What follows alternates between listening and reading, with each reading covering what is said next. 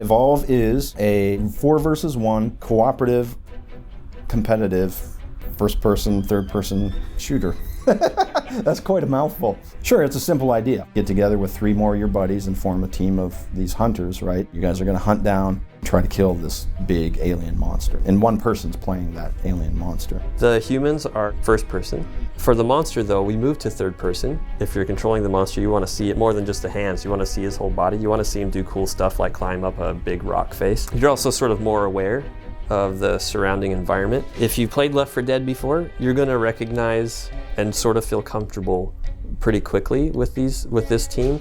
This team is super co-op oriented to the point where when they work together really, really well, they're incredibly powerful. But when they don't, they also suffer, I think, to a larger degree. They start following the tracks, and start hunting the monster, right? Inevitably, I think the funnest thing to see are those oh shit moments, right? They'll be walking down a path and they'll see some wildlife, right? And they're not really sure if it's the monster or not. And they'll just unload on it and just slaughter this poor beast, right? Inevitably, they always say, was that the monster?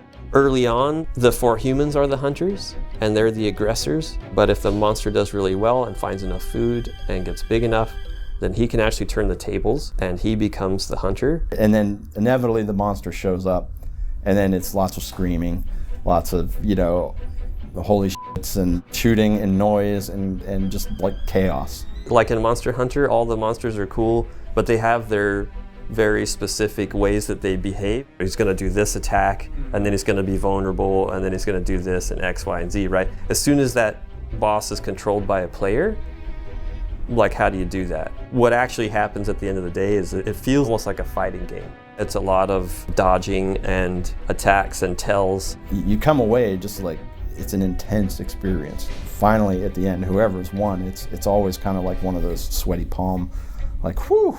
So Hunt's sort of the core mode that all the rest of the game was built on. But there's more game, but we can't show it yet. Keep in mind there's a lot of different hunter characters that all have their own unique items and equipment.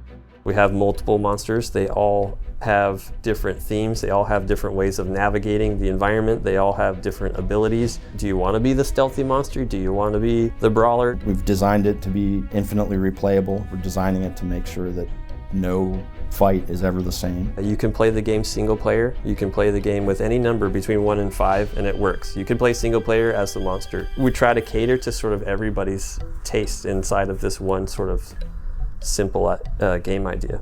We play the game every night if possible, unless somebody breaks the build and then they get all kinds of crap for it. It's still fun. Everyone still really enjoys playing it. To me, that's a good sign, right? Because if we don't want to play our own game, nobody else is going to want to play it either. That's kind of a big thing for us.